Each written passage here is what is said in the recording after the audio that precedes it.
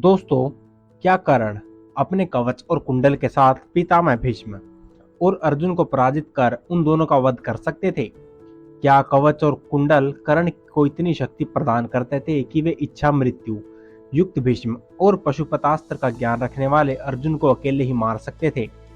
इस प्रश्न का उत्तर जानने के लिए पहले कुछ घटनाओं पर बात करनी अति आवश्यक है, जो कर्ण के द्वारा कवच और कुंडल दान करने से पहले घटी थी।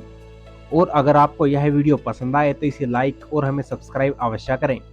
द्रौपदी स्वयंवर के उपरांत जब कर्ण और अर्जुन आमने सामने आए थे, तो यह दोनों की जो पहले भिड़ंत हो चुकी थी। वहां सर्वप्रथम अर्जुन ने असाधारण बाणों से ही कर्ण के कई अंगों को बीन डाला था, जिससे उन्हें मूर्छाने लगी। तदंतर ब्रह्म तेज को अजय मानते हुए कर्ण युद्ध लड़ने से हट गए। विराट युद्ध, जहां अर्जुन ने अकेले ही समस्त कौरव योद्धाओं से युद्ध लड़ा था। विराट युद्ध के प्रथम दौर में किसी भी दैवीय अस्त्रों का प्रयोग नहीं किया गया था, परंतु फिर भी अर्जुन ने अपने असाधारण बाणों से कर्ण के सभी मर्म स्थानों को बींध डाला था।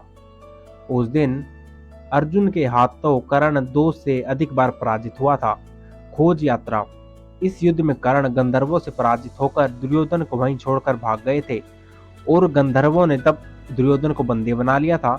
परशुराम जी से शिक्षा, जब कर्ण परशुराम जी के आश्रम में असत्य बोलकर शिक्षा ग्रहण कर रहे थे, तब एक समय परशुराम जी ने कर्ण की जांघ पर सिर रखकर सो रहे थे।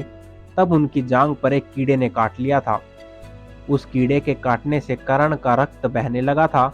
इस तथ्य से यह सिद्ध होता है कि उन्हें शरीर के निचले हिस्से में चोट पहुंचाई जा सकती थी और उन्हें विकलांग भी किया जा सकता था।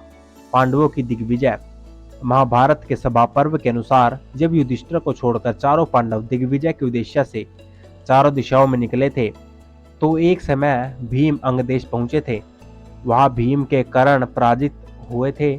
उस समय कर्ण ने तो कुंती को भी कोई वचन नहीं दिया था और न ही अपने कवच कुंडल दान दिए थे। अब वास्तविक विषय की बात है, हमने पहले आपको 4 वृत्तांत इसलिए बताए क्योंकि उन सब में एक बात आम थी। उन सभी घटनाओं में कर्ण हर एक घटना के दौरान अपने कवच और कुंडल से युक्त और फिर भी उन्हें बुरी तरह घायल किया गया। केवल यही नहीं, वे पीड़ा में आकर मूर्छित भी हुए थे।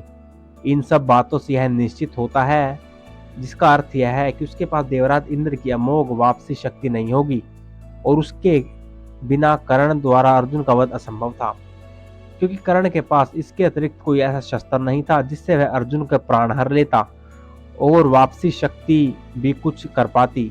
इसमें भी संशय है। वहीं कर्ण और कवच कुंडल के बिना अवध्य नहीं थे। अब बात करें भीष्म पितामह की, तो उन्हें इच्छा मृत्यु का वरदान प्राप्त था। कर्ण उन्हें घायल अवश्य कर सकता था और कर्ण पितामह भीष्म को पराजित कर सकता था।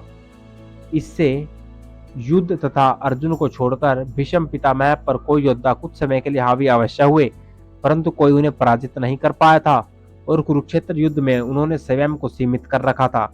वे 10वें दिन तक सेनापति रहे और उस दौरान पांडव कभी भी कौरव सेना पर हावी नहीं हो पाए और न ही कोई बड़ा कौरव पक्ष का योद्धा ही मारा गया।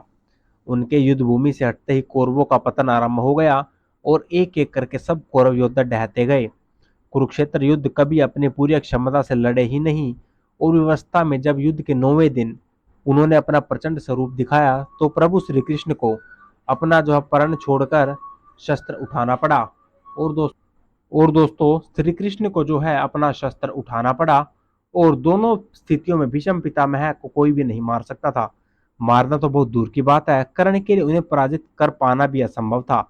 अब बात करें अर्जुन की, तो जैसा कि हमने पहले बताया कि कर्ण अर्जुन को वापसी शक्ति के बल पर ही मारने की सोच सकते थे और अगर कवच उनके पास रहता तो वापसी नहीं रहती और कवच उनको सुरक्षा अवश्य प्रदान करता था, परंतु उनके युद्ध कौशल में कोई बढ़ोतरी नहीं करता था। ऐसे कई युद्ध थे जिनमें कर्ण कवच कुंडल सहित अर्जुन से कई बार हार गए थे। दोस्तों, और तो यह आपको वीडियो कैसी लगी कमेंट करके जरूर बताएं और भी ऐसी वीडियोस के लिए आप लोग चैनल को सब्सक्राइब कर सकते हैं। And thank you.